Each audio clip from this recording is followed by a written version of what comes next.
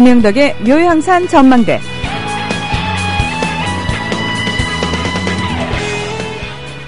뉴스 기사나 인터넷 검색에서는 절대 알 수 없는 북한 이야기를 들을 수 있는 유일한 방송입니다. 여러분께서는 국민 라디오 김영덕의 묘향산 전망대에 오셨습니다. 오늘도 변함없이 우리 김영덕 소장님 함께해 주셨습니다. 안녕하십니까? 안녕하세요. 네. 김영덕입니다. 몸이 많이 안 좋으시다고. 예. 마지막 독감에 걸린 것 같습니다. 아까 그 방송 들어오시기 전에 나 성공하자마자 죽는 거 아니야? 이러고 걱정하시더라고요. 건강관리 잘하십시오. 네, 열심히 관리하겠습니다. 근데요, 우리는 왜 아프면은 당연히 약국에 가서 약을 사 먹고 병원에 가잖아요. 네네. 북한에서는 우리가 흔히 생각할 때 그런 의약품 많이 부족할 것 같고 병원 흔히 못 갈 것 같은데 어떻게 대처하나요? 북한은 사실상 병의원이 네. 남한보다 더 잘 돼 있습니다.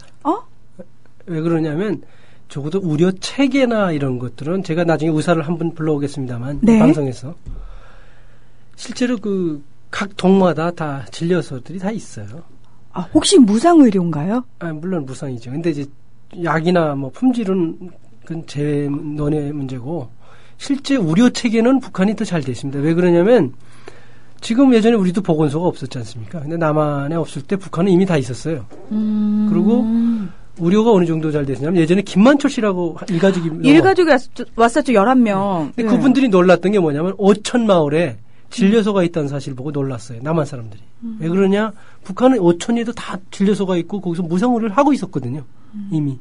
근데 북한이 경제난 이후에 북한이 의료 체계가 낙후화됐고 문제가 생겨서 이제 없어진 건 맞는데 적어도 체계는 잘 돼 있었어요. 현재는 의료 품질이라든지 이런 거는 낙후한 건 현실인 것 같고요. 근데 이제 진료소라든지 뭐 이런 병의원은 아마 남한보다 더 잘 돼 있을 겁니다. 곳곳에. 예. 그러면 의사 수가 그렇게 많다는 얘기인가요? 많죠. 예.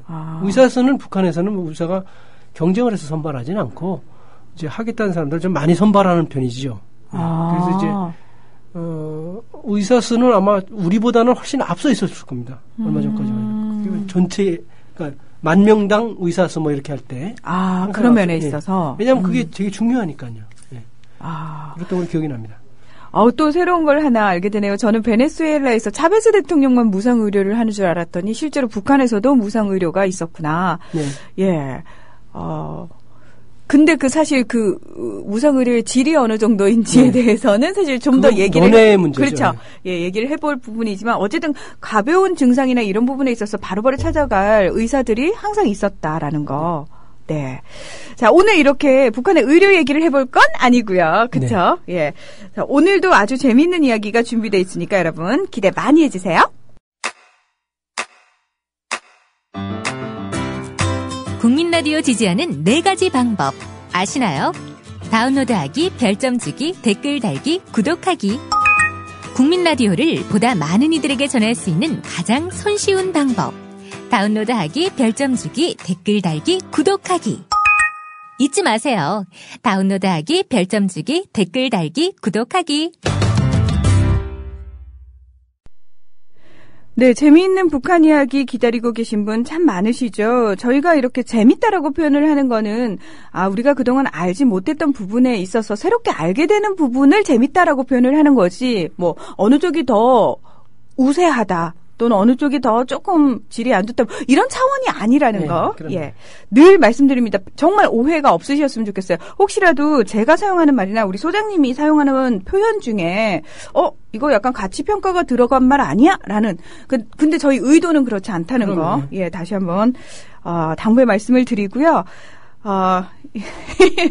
오늘도 혼자 안 오셨어요. 우리 소장님은 항상 누군가와 함께 다니시더라고요. 예. 지난주에 남북의 예술인들을 모셔가지고 얘기가 한참 무르익는 사이에 딱 끝이 났어요. 그래서 다음에는 제가 한 번씩 더 부르겠습니다. 네.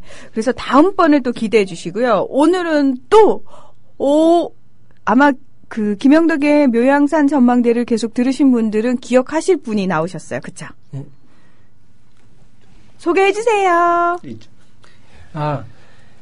오늘 주제는 북한의 직업인데 그중에 당비소라는 직업 가지고 하려고 합니다. 오늘은 이제 북한은 당이 모든 사회의 실권을 행사하는 나라입니다. 그래서 남한에서 일부 분들이 선군 정치하니까 군이 무슨 힘이 있지 않나. 그거는 남한식 해석이고요. 북한은 당을 뛰어넘는 조직이 어디에도 없습니다. 당 군사회에서 모든 걸 결정하는 거죠. 그래서 그 노동당이 60년을 통치해왔고 그렇죠. 지금도 그렇다는 거죠. 그래서 당의 위상은 상당히 크죠. 그런데 이제 오늘 모실 분은 이제 이주명 대표님하고 사업을 하시는 분인데 이분이 북한에서는 그 기관 기업소에서 당 비서로 활동했어요. 당 부비서로. 근데 이제 또 유급 당 부비서였어요. 근데 그 당 부비서라는 게 뭐냐면 유급 비서와 무급 비서가 있는데 그 유급 비서들은 직업을 당 일꾼으로 하는 겁니다. 무급은 말 그대로 노동자이면서 당의 역할을 대리하는 겁니다. 그래서 유급이냐 무급이냐에 따라서 상당히 차이가 있어요. 네. 당이라는 직업을 직업으로 하는 사람을 유급이라 그럽니다. 그렇죠. 유급당 비서라고 예. 유급당 부비서를 하셨고 현재는 사업하고 계십니다. 이주명 대표님 소개해 드립니다. 예, 안녕하세요. 네. 이주명입니다. 안녕하세요. 지난번에 나오셨어요. 저희가 게스트를 처음 모시던 날 나오셨어요. 그쵸? 예. 그때도 그 말씀을 정말 좀 이렇게 딱 입이 풀려가지고 이제 제대로 워밍업 돼서 딱 하려고 하는 순간 방송이 끝났어요. 그래서 오늘은 우리 이주명 선생님 혼자만 딱 모셨기 때문에 아마 지난번보다는 말씀하실 시간이 좀 많지 않을까. 그래서 오늘 마음껏 풀어놓으시기 바랍니다. 네. 혹시 최종적으로 일하던 그것이 어딘가요? 어떤 회사인가요? 아니면은 뭐? 예, 제가 일한 건 덕국기관에 있는 이제 기업에서 이제 당부비서를 하다 이제 여기로 왔습니다. 네, 보니까 그 기관이 정부에서 운영하는 기관이었더라고요. 제가 사정상 직책을 직접 말씀드리지는 않겠습니다. 그 기관 자체가 특성이 있기 때문에 바로 북한에서도 서치가 되니까 그건 말씀을 안 드리겠습니다. 양해 바랍니다. 시청자 여러분. 근데 이제 당 유급비서로 하셨는데 부비서로 가셨더라고요. 보니까. 근데 보통 부비서 하시는 것이 역할이 뭐고 당 유급비서 역할이 뭐고 주로 어떤 일들을 진행하는 겁니까? 글쎄 기업마다 이제 좀 틀리긴 하는데 북한에 이제 당체계하면 이제 조선노동중앙위원회가 있고 더에는 이제 도당이 있고 시군당이 있고 공장기업소에는 이제 초급당, 분초급당, 그다음에 그 밑에 부문당 이제 세포로 이제 조직 체계가 돼 있고요. 세포비서나 부문당 비서는 거의 이제 무급인 경우가 많습니다. 그래서 초급당부터는 이제 유급으로 이제 가죠, 이제. 그래서 초급당이라고 해서 이제 다 유급은, 유급이 많은 건 아니고, 규모에 따라서 틀립니다. 이제, 북한 유급당 일꾼을 우리가 주면은, 대체적으로 이제 북한에서 이제 당원 100명당 1명이 유급당 일꾼을 줍니다. 예. 하고 이제 세포 같은 거는 원래 이제 6명에서 15명을 세포로 보는데. 세포라. N 당의 이제 기초 조직을 이제 세포라고. 세포. 예. 근데 이제 특이한 경우는 3명에서 5명도 세포로. 만들 수 있고요. 가까운 주변에 이제 다른 이제 합칠 때가 있으면 직장은 서로 달라도 다른 데 가서 조직 생활은 할 수가 있습니다. 그래서 또 이제 제가 맡은 이제 데는 이제 정무원 기관에 더해 있지만 정무원의 직속 기관으로 돼 있어 가지고요. 저희는 이제 인원은 이제 많지 않아서 이제 그래 가지고 이제 촉당 비서가 있고 부비서가 있고 지도원 둘이 있고 그게 많지는 않았습니다. 예. 이제 당 체계는 거의 이제 군대나 이제 사회나 비슷한데 이제 군대는 제가 이제 군대에 있을 때 입당을 했고요. 일단 하니까 이제 거기도 역시 이제 세포가 있고 부문당이 있고 한데 이제 세포는 이제 보통 이제 소대나 중대나 이제 중대는 이제 거의 이제 부문당급으로 보죠. 그리고 이제 대대는 분초급당급으로 보고 이제 연대는 초급당격으로 보고, 그다음에 시군당격으로 보는 거는 이제 사요단을 이야기하는데, 그걸 이제 사회나 동일하게 보는 거는 그런 게 있습니다. 이제 당원증을 수여할 때 당원증에는 책임비서의 이름이 새겨져 있습니다. 이제 예, 당원증에 그게 이제 사단 정치원부터 이름이 들어가고 시군에서는 이제 사회에서는 이제 시군당 책임서부터 당원증에 당 책임서 누구 하고 들어갈 수가 있는 겁니다. 그게 들어가는 게 어떤 의미가 그 책임을 있나요? 지우는 거죠. 만약에 이 사람이 과오를 범하면 네. 그 사람까지 연대적 책임을 지는 겁니다. 그렇기 때문에 엄청나게 당에 들어가기가 힘들어요. 뭐 북한에서는 거의 이제 당원이 되기 위해서 많은 사람들이 사실 실질적인 피타는 노력들을 합니다. 피타는 노력. 예. 왜냐하면 그 좋은 일을 하느라고 군대에서는 뭐 이제 당에 들기 위해서 이제 뭐 남이 이제 다른 사람들 훈련 갔다 오면 막 우복도 이제 빨아주고 데려주고 막 이제 그런 것도 있고요. 아, 그런 것들이 점수화 되나요? 예, 그렇죠. 기본은 이제 기본 점수는 이제 말 자체로 당에 얼만큼 충실한가. 당이라는 게 누구겠어요? 이제 김정일이한테 얼만큼 충실한가에 따라서 기본 그 점수는 거기에 있겠죠. 그다음에 나머지 이제 부차적으로 이제 뭐 말 자체로 군대에서는 훈련, 무슨 이제 같은 사회에서는 노동 뭐 이런 데로 가겠죠, 이제. 그러니까 당원이 된다는 게요. 네. 어떤 의미가 될까요? 그러니까 출세길이 보장된다? 이렇게 생각을 해야 될까요? 예, 그렇습니다. 제가 그거를 말씀드릴게요. 혹시 이거 시청자들 중에서 자꾸 이름 문제하고 그러는데 이름하고 있었던 기관은 저희가 밝히지 않은 게 이분이 아직 가족이 북한에 있어요. 근데 그 처벌 우려 때문에 저희가 밝히지 않으면 양해를 바랍니다. 그래서 실명을 밝히지 않았고요. 그리고 이제 아까 당이 왜 되려 하느냐 네, 말씀하셨는데 당원이 되는 게 어떤 의미가 있는지. 어느 사회에서든지 제 생각엔 그렇습니다. 어느 사회든지 안에 그 사회에서 보통 선호하는 직업이나 혹은 위치에 오르기 위해서 요구되는 것들이 있습니다. 근데 남한은 와 보니까 대학 교육하고 직장 이런 걸 굉장히 중요하게 보더군요. 근데 대학 교육을 어디서 받았고 뭐 직장이 어디 잡았느냐 그렇죠. 뭐 이런 것도 스펙이라 그러는데 그런 것들 따지는 것처럼 북한은 뭐냐면 기본적으로 노동당 간부나 혹은 고위층에 그러니까 노동당 간부가 아니더라도 고위 간부가 어떤 분야에 가서 하려면 당원이어야 되고 대학을 나와야 되고 군대를 갔다 와야 됩니다. 이 세 가지를 미필한 사람들은 사실 고위직으로 진출 자체를 못합니다. 저희는 군대 안 갔다 온 사람들이 되게 고위직에 많은데. 그거는 저도 그래서 좀 별로였어요, 사실. 남한은 군대 안 갔다 온 사람들이 대부분 다 고위직으로 올라가고 대통령 다시고 그러더라고요. 예. 그러니까 그거는 조금 그래서 그것도 사실 우리는 좀 시정해야 될 부분이에요. 왜 그러냐면 민주주의 국가에서 자유가 있으니까 자유는 책임을 수반하는 거기 때문에 그럼요. 국민주의 부분을 더 철저히 해야 되는데 그거는 우리도 좀 문제가 개선이 필요한 거죠. 우리 사회도. 예. 근데 이제 아까 얘기했듯이 부문당 비서들은 보통의 하는 업무가 뭡니까? 그 사람들 사람을 평가하는 겁니까? 아니면 생활총화를 진행하는 뭐 있을 거 아닙니까? 예, 뭐 이제 세포도 이야기하면 이제 당의 이제 하부 말단 조직이 세포니까 세포 비수들이 하는 일은 기본 이제 생활총화 뭐 이제 그 정도밖에 안 하고요. 사실은 그 정도고 부문당이나 이제 뭐 이런 데서는 이제 뭐 강연도 하고 뭐 하고 이제 그 정도.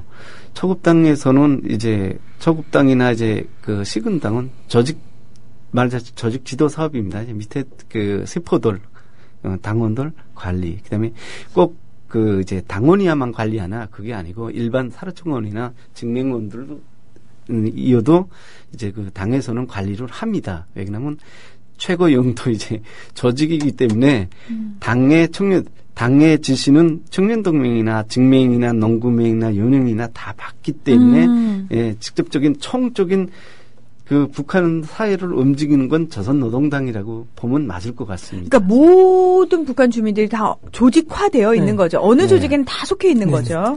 그 조직들을 총체적으로 관리하는 게 조선노동당이고. 예. 역시 군까지도 이제 그 우리가 이제 뭐 군은 별도인 것처럼 여기 이제 물어보시는 이제 한국에 오니까 이제 별도 군은 당하고 별도로 이렇게 말씀하시는 문의하시는 분들이 많더라고요. 그러니까 왜냐하면요. 남한이 그렇게 돼 있으니까. 그렇죠. 그뿐만 아니라 언론 기사에서 어떤 식으로 나오냐면 군과 당이 마치 대립 관계인 것처럼 전혀 그럴 수가 없어요. 그러니까 어느 쪽이 더 권력을 많이 잡았느냐 뭐 이런 식의 얘기를 하기도 하거든요. 예, 지금 똑같은 말씀을 하셨는데요. 그런 질문도 저희 이제 많이 받아봤는데 결코 그렇지 않고요.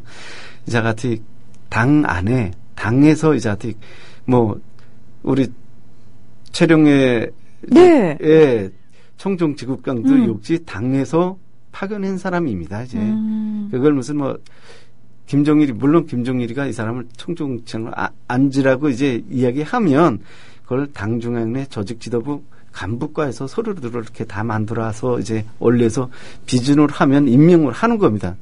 총적으로는 조선노동당 안에 이자 같이 군이고 당이고 뭐 여기 이제 북한으로 말하면 이제 보위부죠. 이제 보위부고 이제 우리 그 저쪽에서는 이제 인민보안소다고 하는데 우리 이제 경찰에 관하죠. 이제 그런 데고 뭐이고 모든 총체적인 권력을 쥐고 있는 데가 조선노동당입니다. 네. 그게 그래서 이제 최령해 씨에 대해서 우리가 착각하는 게 있는데 최령해 씨가 조선인민군 총정치국장이에요. 당비서입니다. 네. 그러니까 군에서 당을 총괄하는 사람이에요. 그렇죠. 그러니까 왜냐하면 최룡해가 항상 군복을 입고 있고요. 네. 이쪽 편에 이따만큼 훈장을 따다다다다다 달고 있거든요. 항상. 그래서 그 사람 네. 역시 당비서의 하나입니다. 이제 당일군의 한 사람인데 그래서 총비서는 김정은이가 했고 그 김정은이 전에는 이제 김정일이 했고. 예. 그리고 지금은 뭐 이제 그 이제 개편을 해가지고 당중앙의 일비서라고 이제 국회 부르는데 옛날에는 김일성에서는 총비서였습니다. 이제 김일성은 총비서. 오늘 예. 날이 그날이에요. 김일성이 탄생이. 아니 예, 오늘 태양절이라고. 조선노동당을 만든 김일성의 생일 102회라고 생일. 예. 하여간 제 생각엔 이런 것 같습니다. 우리 남한에서 북한에 대해서 들여다볼 때 당에 대해서 약간 과소평가하는 경향이 있고 잘 이해를 못하는 경우가 있는데 그게 왜 그러냐면 북한에 대한 이해가 깊지 않기 때문에 그런데 북한은 노동당이 통치한 나라라고 보면 돼 총체적으로. 근데 아까 얘기했듯이 지금 노동당에 가게 되면 부서가 다 달라요. 조직부가 있고 조직지도부가 있고 무슨 선전부가 있고 다 있지 않습니까? 우리도 중앙당에 다 부서가 있지 않습니까? 네. 그 중에서 지금 당 군사위라는 게가 있어요. 그게 4인으로 지금 구성되어 있는데 김정은, 최령해, 오국열 그리고 한 명이 더 있어요. 4인이 지금 통치하는 거예요. 예전엔 좀 많았죠. 근데 이번에 보니까 4인으로 이렇게 좀 줄인 것 같아요. 그분들이 당의 군사위의 직책을 맡고 있어서 그러지 실제로는 노동당의 군사위인 거예요. 그 군사위 자체가. 노동당의 군사위인 거죠. 네. 그러니까 군이 특별하게 부각될 가능성이 없죠. 그건 가능성이 거의 없고요. 노동당이 또 보안성에도 있고 각 부서에 다 있으니까. 그리고 아까 말씀드렸듯이 중앙에서 세포 조직까지 노동당이 쫙 다 거미줄같이 이게 펼쳐져 있기 때문에 시스템적으로 노동당의 통제가 강화됩니다. 그리고 북한의 그 노동당 규약이나 직맹이나 이런 다른 근로단체 조직들의 강령을 보면 노동당의 지도를 받는다고 딱 명시되어 있어요. 그래서 여성동맹이면 여성조직 아닙니까? 네. 농군맹이면 농민조직 아닙니까? 그렇죠. 노동당의 영도를 받게 돼 있어요. 규정이 돼 있어요. 그러니까 마치 중국이 공산당 일당 체제인 것처럼 똑같이. 예, 북한은 조선노동당 의 지도를 받는다. 이렇게 규정하고 있습니다. 하고 있죠. 실질적인 이제 총체적인 권한은 노동당에 있죠. 좀 딱딱한 얘기 하지 말고 좀 재미난 얘기 좀 해보죠. 제가 사실 이제는 당비서였으니까 제가 질문하고 싶은 게 있었어요. 네. 근데 사실 저는 북한에서 어린 시절을 보내면서 상당히 좀 갈등했던 부분이 있어요. 왜냐하면 한 당일군에 대한 이야기라는 영화도 있고 심장에 남는 사람들 사랑. 여러 영화가 있는데 거기서 당비서들은 인민과 생사고락을 같이 하면서 헌신하는 사람들이 대부분이란 말이에요. 그러니까 당에서 그렇게 교육하는 거죠.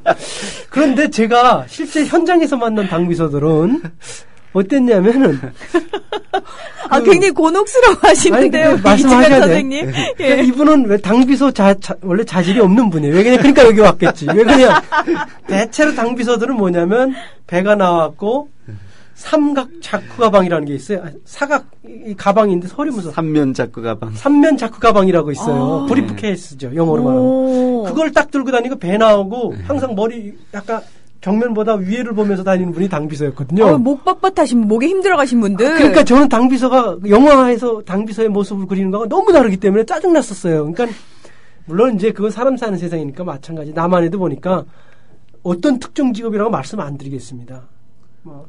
이렇게 닮아야 된다고 원론적으로는 그런데 실제로는 헌신과 희생이 아니고 굴림하고 즐기는 분들을 많이 봤어요. 내가 얘기를 안 하겠어요. 비슷한 게 많아요, 남한에. 특권이 많죠. 이제 당일군 하면 예. 일단은 그렇게 하셨습니까? 아니면 좀 잘 하셨습니까? 굉장히 곤란한 질문을, 돌직구 질문을. 예. 예. 뭐 특권이 많죠, 이제. 당일권 하면. 또 뭐 이제 덕국 기간만 돼도 덧병원만 가도 아까 우리 병원 이야기 잠깐 하셨는데. 네. 병원만 가도 이제 특별히 이제 검진도 하고, 특별한 간부들을 위한 검진도 하고, 여러 가지 뭐 사실 어떻게 보면 잘못된 거죠. 이제 그런 걸 누리고 있다는 자체가 약간 부끄러운 일인데 그런 혜택들이 좀 많죠. 그러니까 권력을 가진 사람들이 권력을 향유하는 거를 제가 많이 봤어요. 그래서 제가 그 영화하고 당비사가 너무 다른 데서 제가 17살 이전에 이미 모순이라고 느꼈고 그래서 사실 탈북하게 된 계기도 됐어요. 그런 것들이 저한테는 안 맞았거든요. 아니 왜 제가 예. 오면서 네. 그래서 이제 당일권 하다 맞댔다는 게 참 주변 사람들로서는 제가 이제 한국으로 올 때 거의 한 이제 480명 많은 사람들이 비행기 타고 올 때 왔는데 네. 당일권은 했다기니까 다 싫어하시더라고요. 다 죽이려고 그랬지. 그래서 어디 가서 당일권 했다는 소리를 잘 안 해요. 얘기를 하면 뭐 다 그런 건 아닌데 그치 뭐 틀렸잖아요. 사람마다 다 그런 건 아닌데. 아니 그 정도로 싫어. 네, 얘기를 하면 여기 오는 사람들은 그 시스템을 움직이는 게 이자같이 거기에 이제 모든 건 당에서 움직이니까 거길 안 좋아서 오는 사람들이니까 그 중에 한 명이었던 저를 이제 걷겠습니까? 제 안 걷죠. 약간 생명의 위협도 느끼셨을 것 같아요. 그 정도까지는 아니고요. 예. 일단은 그런 게 있습니다. 이제 조금 싫죠. 이제 그 짝에서 맨날 일주일에 한 번씩 생활청화하죠. 생활청화가 뭐냐고 궁금하다고 질문을 생활청화라는 게 이제 일주일 동안에 자기 반성을 하는 겁니다. 한국말로는 거기서는 이제 생활청화 비판이라고 하는데 여기서는 이제 한국어니까 잘못하면 반성문을 씌우더라고요. 예, 반성문이요. 예, 우리는 비판서다고 하거든요. 예, 저희가 얘기 듣기로 어렸을 때 이제 북한에서는 자아 비판하고 자아 비판이라고 안 하고 저희는 호상 비판이라고 하고. 자아라는 말은 잘 안 써요. 자기 비판을 하고. 자기 비판하고. 예, 그다음에 두 명에 대한 걸 의무적으로 상대방에 대한 걸 비판을 해야 됩니다. 이제. 예를 들어서 생활청화가 뭐냐면 일주일 동안에 일어났던 생활 중에서 자기가 어떤 행동을 잘했는지 뭐 됐는지를 나가서 얘기를 해야 돼요. 고백해야죠. 사람들 앞에서요? 예, 그렇죠. 예. 다 앞에서. 근데 그 사람들은 어떤 사람들인가요? 같은 회사 사람들. 회사 사람들. 예. 혹은 당원이면 당 조직. 사로청 조직에서 하는데 막 내가 뭘 잘못했습니다. 김일성 교시 비춰봤을 때 이건 잘못했습니다. 이렇게 얘기하고 그다음에 이제 문희정 아나운서 그거 고치라고 이렇게 비판하고 이주명 대표 그거 고치라고 당의 입장에서 볼 때 잘못된 게 이렇게 비판하는 거예요. 예, 그러니까 거기서는 김일성 이야기한 거는 교시다고 이야기하고요. 김정일이 이야기한 건 말씀이라고 하거든요.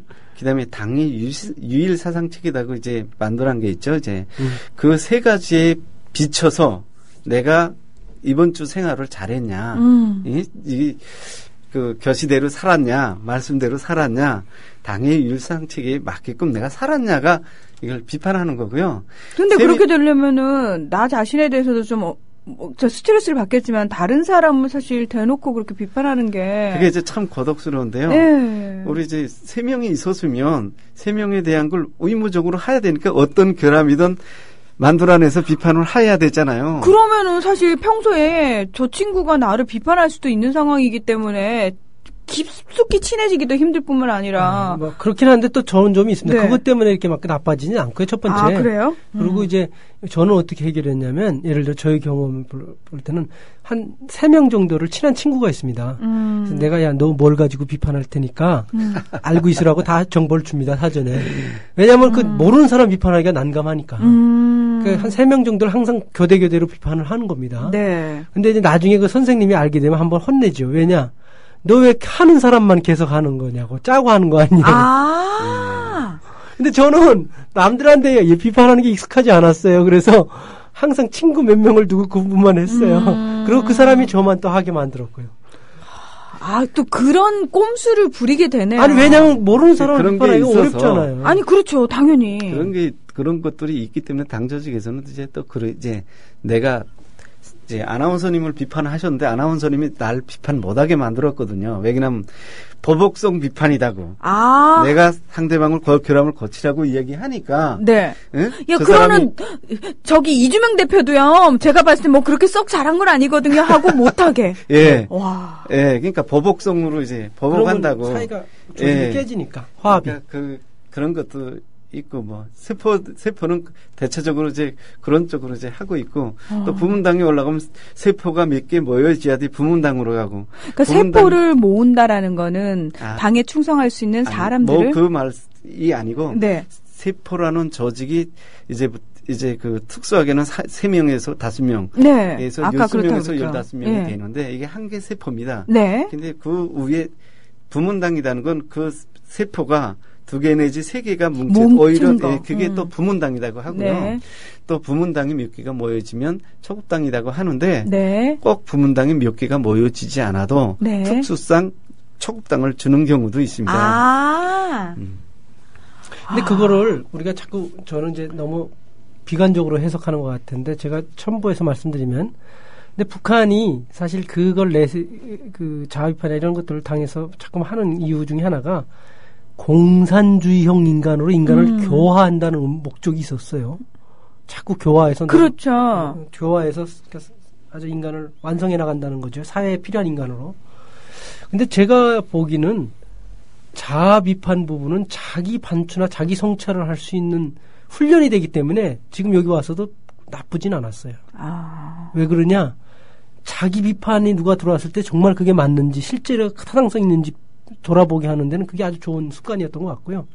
다만 호상 비판하는 제도는 좀 안 좋았어요. 그걸 안 좋게 나타나는데. 호상, 저희 이 표현을 상호 간에. 네. 그게 왜 그러냐면 남을 헐뜯는 습관이 생기기 때문에 안 좋아지더라고요. 그러니까 자아 비판했던 그 습관들은 오히려 제가 남한 사회를 살아가는데 도움이 되더라고요. 왜냐하면 자기가 문제가 제기됐을 때 자기 성찰을 할 수 있는 훈련이 된 거죠. 근데 호상 비판은 북한에서 배웠던 것 중에 가장 나쁜 습관인 것 같아요. 왜냐하면 누군가의 약점을 보는 거니까.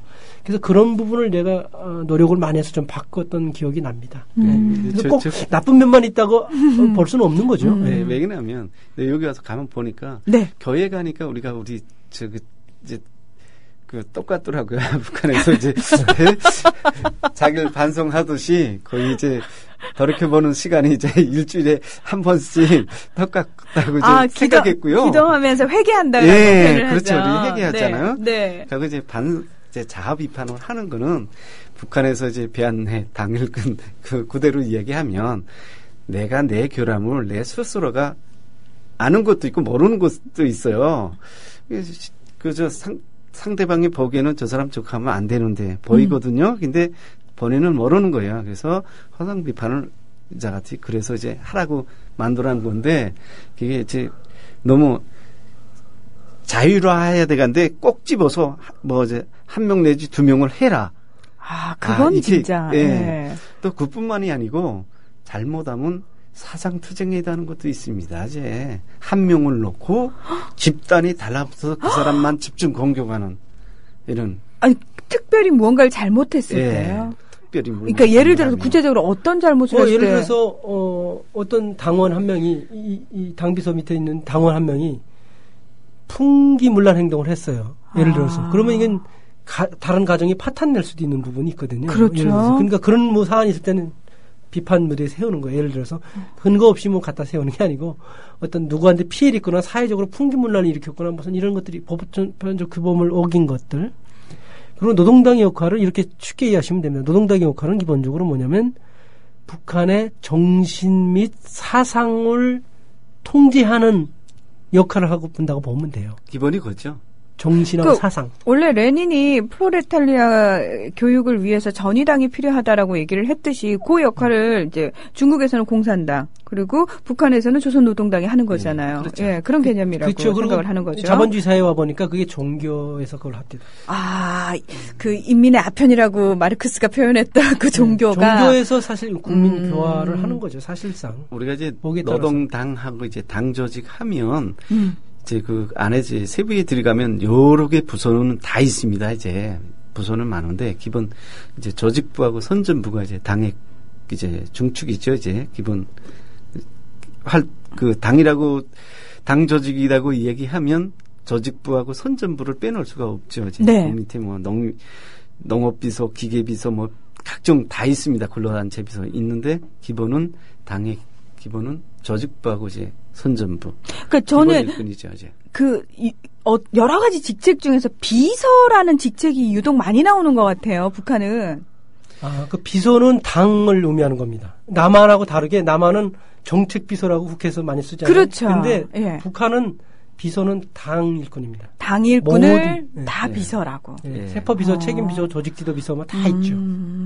그리고 여기는 부비서, 유급 비서까지 했으면 장래가 당으로 어느 정도 중간 정도는 올라가 편하게 먹고 샀을 텐데 왜 오셨을까요? 나는 사실 그게 제일 의심스럽고. 우리 김영덕 소장님은 그게 꿈이었을 텐데. 아니 오늘 나는 그걸 안 시켜줘서 왔는데. 그러니까. 그거는 뭐 제가 이제 뭐 대표님한테 답을 요하는 질문이 아니었고요. 노동당 간부들이 좀 들었으면 좋겠어요. 이거 제가 그렇게 생각하고 떠났다는 걸 알았으면 좋겠고. 그리고 혹시 당에서 보통 당에서 모든 거를 하는데 그 유급당 비서의 보통 그 월급이나 이런 건 어떻습니까? 보통 노동자하고 비교했을 때 높죠. 이제 유급만 돼도 당비서 하면 기업소 당비서 하면 거의 지배인이나 행정일꾼이나 똑같이 이제 여기로 말하면 사장이나 똑같이 주죠. 이제 사장이나 회장들이나 이제 월급이 동일한 월급이죠. 이제. 예, 옛날에는 이제 뭐 10만 원 정도 이제 북한 돈은 10만 원이니까 이제 크게 차이는 안 났는데 뭐 한국으로 노동자들은 예, 얼마죠? 노동자 월급은 뭐 좀 우리가 2003년도에 이제 새로운 경제관리 체계라고 나오면서 예, 2001년도에 그러면서 이제 바뀌긴 했지만은 그 전까지만 해도 이제 뭐 보통 뭐 500 얼마 이렇게 됐던데 제가 이제 오기 전에 이제 월급이 2,200, 뭐 2,300에 조금씩 달마다 조금씩 틀리긴 한데 일반 노동자들이 이제 뭐 행정일꾼들이나 이제 일반 노동자들이 탈 때는 1,600 정도 탈 때에 2,300 정도 이렇게 조금 높았죠 이제. 제가 하는 일에 비해서 많이 받네요. 지금 이거 엄청 일 많이 해야 됩니다. 뭐 당일꾼은 그냥 벌어먹는 건 아니고요. 맨날 보고서 써내야 되고 감시해야 되고. 예? 저 사람 나쁜 물 먹을까봐, 예? 교양 개조해야 되는 게 당일꾼이 해야 되는 거니까. 아니, 우리 이중명 선생님께서 좀 이해를 하셔야 될 게, 우리 김영덕 소장님은. 예. 아주 불만이 많습니다. 불만이 맺혀 있으셔가지고. 아니, 제가 왜 그러냐면, 북한에 신분제에 걸려가지고, 군대도 못 갔고, 대학도 못 갔고, 이게 원한이 돼서 넘어왔거든요. 그러니까요. 그러니까 예. 저는 사실 지금 웃으면서 그냥 정말 농담으로 할 수 있지만, 그 당시엔 거의 제 인생이 걸린 문제예요. 그 신분제라는 게. 근데 지금 생각해보니까 별것도 아닌데, 그때 당시에는 그게 참 불합리하다고 느꼈거든요. 아니, 그거는, 그 체제 속에서 살 때는 당연한 거죠, 네, 소장님. 뭐 남한에서는 안 통하니까 뭐 좋죠. 그러니까 거기서 우리 이제 당비서 저는 비판을 많이 남한에서 안 못했어요. 통하니까 막 지금 살기가 불편한데 이거, 예? 저는 사실 엄청 불편합니다. 지금 안 통해서. 저는 아까 월급 얘기가 나와서 좀 궁금했던 게 뭐냐면은, 제가 이제 대학원에서 이제 국제정책 배울 때 교수님이 러시아에서 공부를 하셨어요. 그래서 그 당시 이제 소비에트 연방 해체되기 전에 월급 체계를 보면은 노동자들이 실제 월급이 굉장히 높고 지식인 계급층이라고 그랬죠. 교수 직군이 굉장히 월급이 낮았다고. 북한에도 그런 데가 많습니다. 우리가 지금 제일 힘든 노동이죠. 이제 탄광, 발전소. 예, 이런 데는 뭐 월급이 저희가 2,300 탈 때도 그쪽에서는 뭐 3,000 얼마 뭐 그렇게 타는데 그 사람들 그만큼 또 위험하게 하니까. 예, 위험하고 또 뭐 여기처럼 이제 좀 경제적으로 뒤떨어지다 나니까 사고가 많이 납니다. 근데 그 사람들은 그 돈 안 타고라도 사실 돈을 안 줘도 거기서는 당일꾼 하고 싶겠죠. 그 사람들 심정은 돈이 문제가 아니죠. 저희 왜 농담 비슷하게 너네 그 반동 아우지 탄광 끌려간다고 저희 막 그런 농담도 예전에 했었거든요. 근데 실제로 그렇게 끌려가나요, 탄광에? 제가 최근에 아우지에서 온 지난번에 최금희 씨가 얘기하는데 네. 아우지에는 옛날엔 그런 사람이 있었는데 60년대 이후는 거기 보내는 게 아니고 탄광은 탄광인데 거기는 아니라고 그러더라고요. 아우지 탄광은 아니고 다른 탄광. 지금 그 탄광도 많으니까 많지 않습니까? 많은데 그렇죠. 우리가 옛날에 처음에 이제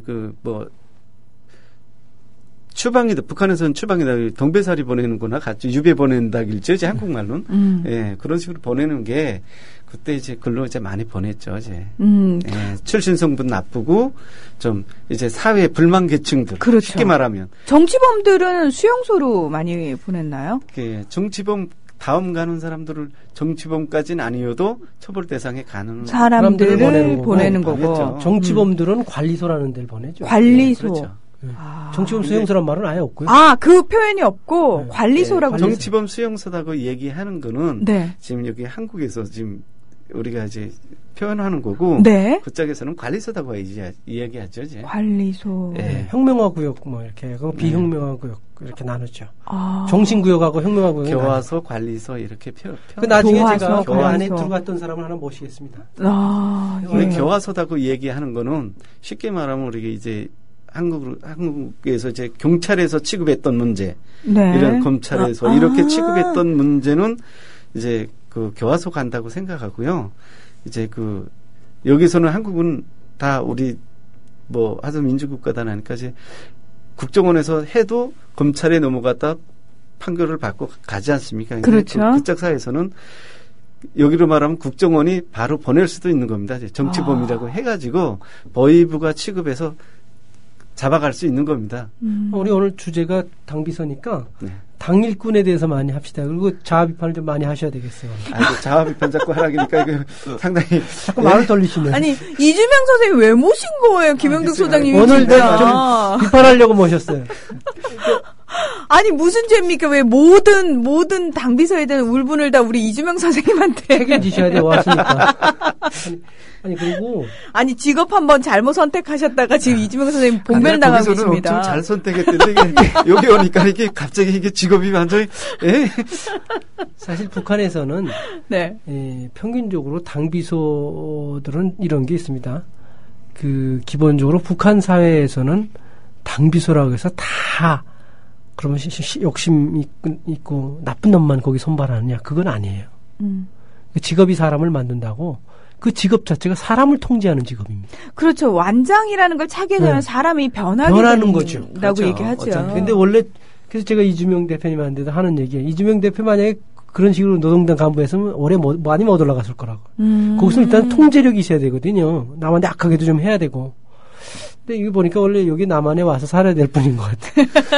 그래서 이제 우스갯소리로 많이 하는 거고요. 그러니까 아마 내가 뭔가 이제 그게 맞아서 신념을 가지고 당비서가 됐더라도 사실은 개인적인 갈등을 겪는 분들도 꽤 많지 않았을까라는 생각도 얼핏 들고요. 내가 하고 있는 일이 도덕적으로 올바른 일인가에 대한 고민을 하시는 분이 드물지만 있지 않았을까요, 이주명 선생님? 예. 있죠. 이제 가까운 사람들끼리는 뭐 이제 그 당일꾼이라고 해서 다 준비된 건 아니고요. 저희도 이제 매주 이제 토요일 날마다 토요 학습을 하는데 저희는 이제 덕국 기간이니까 이제 도당에 들이가서 토요 학습을 받습니다. 토요 학습. 예, 토요 학습을 매주 이제 토요일 날마다 받는데 거기 뭐 학습이고 뭐 이거 많습니다. 또 거기에다 검열도 하고 자체 학습도 내주고 뭐하고 합니다. 그런 게 쉬운 건 아닙니다. 당일꾼이라고 해서. 맞아요. 그렇게 쉬운 건 아닌데 그 노동자 입장에서는 그렇게 보이지만 이 사람들도 그 내부 통제가 있어야지. 그럼 정권이 무너지죠. 다 악하게 만들면. 그러니까 당일꾼이라고 해서 당 조직 생활 통제를 안 받는 게 아니고 또 이제 당일꾼도 제 큰 데로 올라가면 이제 뭐 시군당 뭐 이제 도당이 가면 기관당이라는 게 또 있어가지고 당 기간 안에 또 당 기간이 있어가지고 또 통치합니다. 중앙당이고 시군당이고 다 당 기간 안에 기관당이라고 또 있습니다. 이제 밑에는 이제 뭐 초급당이나 이제 뭐 이런 데는 이제 작으니까 없어서 이제 대신 그 비서가 이제 초급당 비서가 세포 비서를 한다든가 이런 거는 없습니다. 김일소이도 김종일이가 세포 비서를 한 겁니다. 아들이 조직 비서하면서. 예, 이제 당 비서한테 이제 세포 비서한테 그 세포를 강화하자는 이제 당내 하남 책이 나오면 청비서이지만 아들이 이제 그 세포 비서니까 아들한테 꼭 보고하고 다닌다 뭐 이런 식으로 이제 밑에 사람들 교양하기 위해서 뭐 시군당 책임비서, 시군당 조직 비서가 세포 비서입니다. 그러니까 거기다 보고하라는 보고해. 겁니다. 예. 그러니까 일주일에 한 번은. 예. 그러니까 이제 뭐 당원이라 해서 다 이렇게 하는 건 아닌데 저희가 느끼기에는 그런 것 같아요. 당비서들도 훈련 과정이나 경험이 많은 분들은 비교적 노련하게 하는 것 같고요. 그리고 자기 양심, 개인적 양심에 따라서. 근데 일반적인 당 간부들의 모습은 완정찬 사람들의 느낌을 많이 주죠. 그게 왜 그러냐면 직업 자체가 만들어내는 모습이 있어요. 근데 예를 들어서 어떤 우리가 종교를 얘기하면 종교에서 보통 종교의 핵심이 되는 그 시작이 되는 기독교에서는 예수라고 그러고 불교에서는 석가모니가 있고 다 있지 않습니까? 그걸 따라 배우자고 보통은 다 하지 않습니까? 근데 실제 모습으로는 다르게 나타나잖아요. 그렇죠. 그렇죠. 네. 그런 것처럼 원래 당 일꾼이나 당 비서들의 모습은 북한 사회에서는 가장 인민과 같이 호흡하고 인민들 속에서 희생하면서 헌신하라는 쪽으로 교육을 시킵니다. 근데 실제로는 그분들이 통제하는 자 입장이 서다 보니까 대체로 인간의 모습을 드러내죠. 그래서 그런 걸 제가 보면서 지금도 여지없이 나는 인간이 시스템적으로 관리하는 사회는 저는 동의하지 않습니다. 그러니까 굳이 유물론이냐 유신론이냐 하면 저는 유신론을 택하는 겁니다. 그래서 왜냐하면 인간은 다 결점이 있다고 보는 거예요. 원래 그 당 조직을 이제 이야기할 때 이제 북한에서는 그렇죠. 이제 어머니 이제 어머니가 이제 따뜻하다고 해서 이제 아버지보다는 이제 어머니가 그래서 어머니 당 조직이라고 하죠. 이제 그쪽에서 부르는 건 결국 이제 뭐 덕국기관 이제 초급당부비서 뭐 지도원 가면 시군당 조직부에 연관한 과장보다 가기가 더 힘듭니다. 왜냐하면 꼭대기에 있지 않습니까? 이제 큰 기간 안에. 그러면 그렇게 올라가려면은 사실 조금 우리식으로 따지면은 뭐 정정당당하게 실력을 인정받아서 올라가야 되겠지만 아무래도 거기도 사람 사는 세상이다 보니까 무언가 편법이라든지 뇌물 같은 게 또 횡행하지 않을까라는 생각도 살짝 들기도 하고요. 네, 어떤가요? 뭐 그런 거 사람 사는 세상이니까 물론 있을 수 있지만은 기본적으로는 아까 이제 김영덕 소장님 이야기하셨지만은 또 뭐 가차 지하디 써주고 파도 등용을 해주고 파도 본인이 가차 지어야 되는 게 있습니다. 이제. 기본적으로 조건, 그렇죠. 자격 같은 게 필요하다는 그러니까 말씀이시죠. 그 한에서 이제 뭐 편법도 가능한 거지. 무한정 뭐 이렇게 돈을 쓰고 뭐 뇌물을 갖다 준다고 해서 이제 뭐 가능하진 않고요. 그 갖춰진 터대해서 조금 이제 그런 거는 편법들이 있어요. 이제 실질적으로. 그러면은 당비서라는 직업을 가지셨던 가정은 어떤 의미에서는 출신 성분이 좀 좋은 거잖아요. 좋은 거죠. 그러면 그 자식들한테도 그 직업이 좀 대물림되는 경향이 있나요? 거의나 그렇다고 보야죠. 왜냐하면 더해 이제 가만 보면 다 그렇습니다. 이제 자식들도 역시 아버지가 한 자리에 한 사람들은 아들들도 군대 갔다 대학 갔다 그 케이스를 밟아가는 겁니다. 이제 엘리트 케이스를. 그러면 뭐 거의나 다 그렇죠. 지금 뭐 중앙당 이제 똑같지 않습니까? 이제 우리 보편적으로 보면 우리 김정은 동무부터 시작해서 최룡에 역시 똑같고요. 허병공관학교 갔다 왔잖아요. 입당했고 가잖아요. 주변 보면 지금 뭐 우리가 쉽게 이해할 수 있는 게 이제 뭐 뉴스에 많이 나오는 김정은이나 최룡해나 이제 그 주변을 봐도 오국열이나 뭐 이런 사람들 봐도 역시 그렇게 가는 겁니다. 네. 쉽게 말하는 건 북한에서 교양하는 대로 하면 혁명의 대를 이유라. 혁명의 대를 이어. 예. 대를 이어 혁명하자. 예. 그러면은요, 지금 이제 농담 비슷하게 우리 김영덕 소장님이 당비서 뭐 비판 많이 하시고, 막 하라고 막 반성 많이 하시라고 막 얘기하시는데, 이주명 선생님 사실 북한에서 같았으면은, 이렇게 출신 성분 안 좋은 김영덕 소장님 같은 분이 함부로 대거리도 못할 사람인데. 감히 못하죠. 감히 못하는데 지금 남한이라는 곳에 와가지고 어쨌든 정말 평등한 상황 속에서 사시잖아요. 예. 가끔 옛날이 좋았는데 이 생각 들진 않으시는지. 사람이니까 들 때도 있겠죠. 이제 전혀 아니다고는 말을 못 하겠고요. 근데 오늘 비판받을 줄 알고 보니까 패션을 그 성실한 당 간부 옷차림이었어요. 왜냐하면 보통의 북한의 노동당 간부들은 넥타이에다 양복 딱 입고 다닙니다. 검은색 양복이나 인민복 또는 인민복. 네. 근데 오늘 보니까 인민들과 같이 사는 캐주얼복을 입고 오셨어요. 이건 영화에서나 볼 수 있는 거 아니야? 그러니까 상당히 노력하신 것 같아요. 오늘 비판하실까봐. 내가 이제 그 인민물 또 이제 그렇게 이야기하는 사람들이 있어요. 이제 인민무력부장이 더 위에겠는데 이제 평상시에 많이 했던 질문 오늘 방송에서 그냥 이야기하는데 인민무력부장이 더 위에 아니냐. 네. 총정직국장보다. 예. 그렇죠. 우리는 어디 한국엔 장관이 있잖아요. 국방장관이. 네. 예. 그 밑에 국방부에 관한 건 그 밑에 다 있잖아요. 차장들이고 이거. 그렇죠. 예. 근데 북한만은 특별하게 최고 사령관 군 총적인 통수를 조선노동당 1비서인 김정은이가 하고 있기 때문에 무력부장이 그 밑에 총참모장이 가고 그 밑에 이자같이 무력부장이 간 겁니다. 쉽게 말하면 무력부장이라고는 하지만 무력부 부부장이나 이제 똑같은 격입니다. 이제 옛날에는 안 그랬습니다. 이게 바뀌어서 그렇지. 옛날에는 무력부장이 위에였습니다. 이제 어느 날 이제 바뀌온 거죠. 이제 그 조명록이라는 이제 또 총정장이 하면서 네.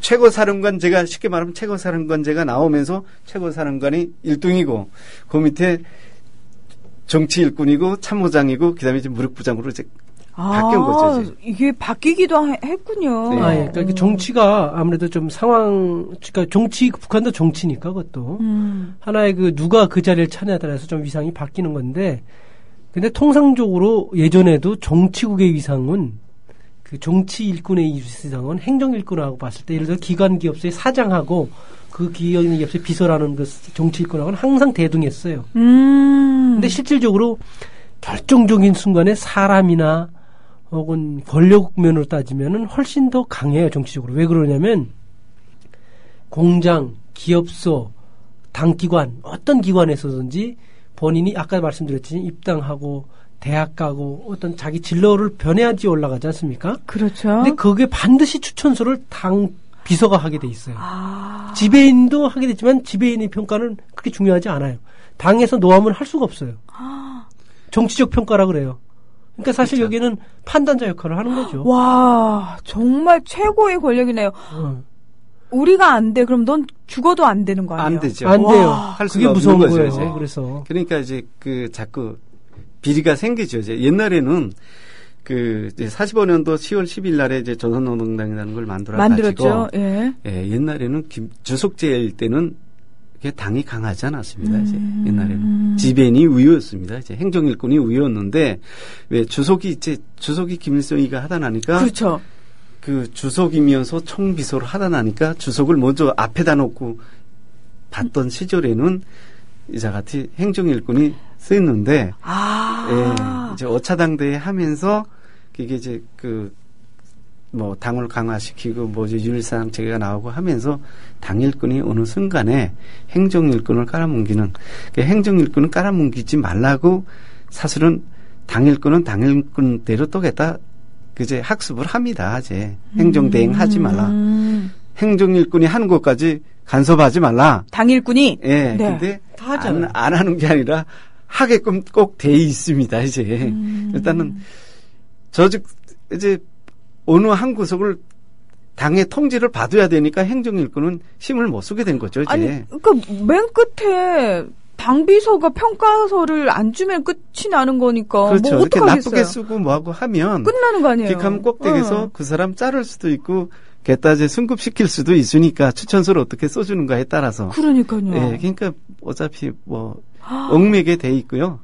옛날에는 그런 얘기까지 여기서 필요한지는 모르겠지만은 일단 당에 대한 걸 이야기하다 나니까 처음에 이제 당규약을 만들 때는 옛날에 당규약을 지금은 다 바뀌어서 이제 저희도 이제 보관되어 있는 게 크게 없는데 이제 본 게 있는데 거기에는 이제 선거를 추천하게 원래도 있었습니다. 북한에도 시군당이요 이런 걸 다 추천하게 만들어졌던 건데 어느 날 갑자기 임명권으로 간 겁니다. 이제.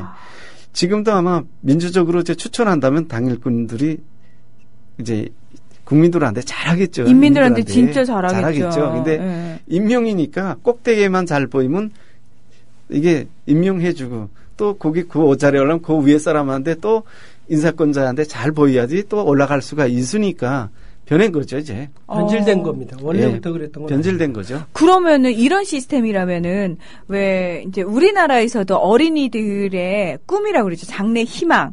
옛날에는 다 대통령, 과학자 이런 거였다면은 지금은 어느새 연예인이 되어 있고요. 그다음에 최고의 직업 1순위는 또 공무원, 선생님 뭐 이런 안정적인 직업인데 그럼 북한에서 제일 아이들이 하고 싶은 직업 하면 당비서인가요? 당일꾼이죠. 당비서는 개별적인 직책이고 예, 어쨌든 당일꾼, 당에서 예. 일하는 사람이 최고의 직업. 예, 당일꾼 하면 원래는 유급 당일꾼 당일꾼이라고 부르는 거고 네. 무급은 당일꾼이라고 하지 않죠. 이제 예, 유급으로 가는 게 이제 북한에서는 경찰도 이제 여기로 말하는 우리 국정원도 다 통제할 수 있는 최고의 권력을 가진 데가 당이니까 물론 당일꾼은 내가 이제 더해 당일꾼 하면 네. 더해 이제 여기 경찰이나 우리 여기 음주단속 국회의원도 당하지 않습니까? 그렇죠. 예, 안 당하죠. 얼굴만 척 내밀어도 누구야 하고 이제 신분증만 보여줘도 거기도 음주단속이 있습니다. 있어요? 있어요. 있는데 여기처럼 이렇게 그런 게 아니고 이제 거기는 운전수들 이제 딱지대 있죠. 이제 5번 음주운전하면 면허 취소가 되죠. 면허증 따기가 또 대신 여기보다 엄청 심하죠. 힘들어요. 힘들죠. 근데 차도 별로 없을 것 같은데 없으니까 운전수하기가 상당히 힘들죠. 힘들고. 근데 그럼 많은 사람들이 운전수하기를 원하시나요? 그렇죠. 일반 평범한 사람들은 운전수하기 기술직으로서는 좋은 직업. 그렇죠. 뭐가 떨어질 수 있으니까. 왜냐하면 하다못해 부업을 할 수 있거든요. 회사 소속돼 있는 차지만 네. 부업으로 남의 탄을 좀 실어야 된다, 나무를 실어야 된다 이러면 또 그 수입이 차로 생기거든요. 원래는 못하게 돼 있어요. 다 해거든요. 그래서 일반인들한테는 괜찮은 직장이에요. 참고로 저희 아버지는 25년 운전하신 분이에요. 그러다가 광산에서 입당하려고 5년 동안 지하막장에서 일했어요. 근데 결국 못 하셨잖아요. 못 하셨어요. 그래서 그때 아버지가 분노로 바뀐 거예요. 거짓말이라고. 그래서 저한테 도망가라고. 그러니까 그게 과정이 다 있으니까 북한도 사실 광폭 정치라고 그러기 때문에 부모가 어떻게 살았든 간에 자식에게는 묻진 않는다. 본인이 충성하면 이렇게 가르치거든요. 네. 실제 현장에 들어가 보면 그렇지 않아요. 그렇지가 않죠. 엄청나게 달라요. 그래서 네. 제가 도육대 3년 동안은 이 손이 항상 돌덩이 같았어요. 일을 하도 많이 해서. 근데 그때 3년 동안 노동해본 게 저한테도 도움은 됐어요. 육체적으로. 단련이 됐으니까. 근데 북한 노동당이 실체를 파악하는 데 도움이 됐죠. 이 거짓말이라는 게. 아니, 그러면 제가 대학 가야 되거든요. 그렇죠. 예. 그 정도로 일을 했으면. 예. 제가 3년 동안 우리 동기 100명 중에 탈옥 한 번, 그러니까 탈영이라고 그러는데, 탈영 한 번씩은 다 해요, 배고파서. 제가 탈영 한 번도 안 한 사람이에요. 그러니까 오로지 대학 가겠다는 일념 하나로. 근데 안 됐어요. 우리 북한이 이제 어려워된 게 이제 러시아가 망하면서. 네. 이제 사회주의 시조다고 하지 않았어요. 우리 그렇죠. 구소련이죠, 이제. 그렇죠. 구소련. 예, 구소련 보고 이제 사회주의 시조다고 했는데 공산국가가 이제 거대한 공산국가가 무너지면서 이제 경제난도 타격받고 이제 공산국가들이 전반적으로 이제 다 자본주의로 돌아서면서. 그렇죠. 그러다 나니까 당도 역시 이제 저직생 통제만 가지고는 안 되고 또 많이 상황에 맞게 이제 변해야 되는데 안 변했던 거죠. 네. 그래서 사실 북한이 붕괴된 거예요. 사실은 북한이 89년도 이때 헝가리 사태 이때에 빨리 자기네 상황 판단을 했으면 북한은 저렇게 망하진 않았을 거예요. 근데 사실은 이게 방송에서 제가 말씀드리면 노동당이 일단 무능해서 왔고 지배 이데올로기 때문에 망한 겁니다. 왜냐? 북한은 1980년 조선노동당 제6차 대회가 당대회가 있는데 당대에선 주요 그런 결정들을 합니다. 국가의 획을 바꾸는 결정들을 하는데 그때 당시 지도 이념을 어떻게 바꿨냐면 조선노동당은 주체사상의각에서 지도한다고 돼 있어요. 그때 바꾼 거예요. 그러니까 예전에는 막스 레닌주의의 기초에서 당을 운영한다고 돼 있었거든요. 거기서 1980년에 주체사상으로 바꾸고 거군요? 주체사상은 김일성주의화 한다고 그랬거든요. 그러니까 김일성주의화는 김일성주의하고 김일성주의화는 주체사상하고 동일시한 거예요. 그러면서 주체사상은 뭐냐면 모든 거는 김일성이 판단에 맡긴 그렇죠. 거예요. 그렇게 되면서 그거 만든 사람이 황정엽이에요. 예, 황정엽. 근데 제가 아이러니한 게 그 사람 애국자라고 여기서 평가하는데 사실은 그분이 북한에서 노력했다는 거, 그분 책 다 제가 읽었어요. 근데 그냥 기회주자예요. 정확히 짚고 넘어가야 돼요. 왜냐? 80년에 그걸 만든 사람이 그 사람이에요. 그거는 이제 증명이 됐고요. 본인도 그걸 그때 알고서도 가만히 있었거든. 노력을 했다가 자기 변명을 했습니다. 근데 그럼 그때 도망했어야죠. 근데 그 사람은 평생을 편하게 먹고 살았어요. 97년도 그 후로부터 17년 만에 도망했다고. 그것도 본인이 자력이보다는 우리 쪽 공작이 위해서 넘어간 게 대체적인 인식이에요. 그러면 그 사람 개인적으로 봤을 땐 별로 영웅 대접할 만한 그건 없는 거죠. 그리고 그 사람이 뭐 지금 뭐 만든 그 북한에 대한 가치들은 보통 2인자나 3인자들이 만들었다 그래요. 예를 들어서. 근데 그 가치체상이라는 걸 정립한 사람이 그 사람이거든. 그러면 거기는 책임이 있는 거예요. 그러니까 그 반성이 통렬해야 되고 그 반성 부분이 80%고 20%가 자기가 여기 온 거에 대해서 얘기해야 되는데 되게 다 김일성한테 책임을 떠넘기고 결국은 자기는 억울해서 온 것처럼 얘기를 했거든요. 그래서 이분은 기본적으로 기회주의자구나. 그러니까 우리가 그 사람을 나쁘게 평가할 것도 없지만 대단하게 평가할 것도 없다 이거죠. 네, 뭐 기회주의자 우리나라에도 많다고 댓글 올려주셨는데요. 저희가 오늘 당비서에 대한 얘기를 했는데 이제 또 여기서 마무리를 벌써 할 시간이 됐습니다. 우리 이주명 선생님 오늘 정말 저희들이 알지 못하는 얘기 해주셔서 감사한데 또 김영두 선생님한테 공격을 너무 많이 받으셔서 뭐, 공격을 받으면서 성장하는 겁니다. 네. 우리 그렇게 해서 한을 풀어서면 얼마나 좋겠습니까? 아우 너무 착하시다. 예. 우리 이주명 선생님은 또 다음번에 기회가 되면 한 번 더 뵙는 걸로 하고요. 그리고 김영덕 소장님 오늘도 고맙습니다. 네, 감사합니다. 네, 감사합니다.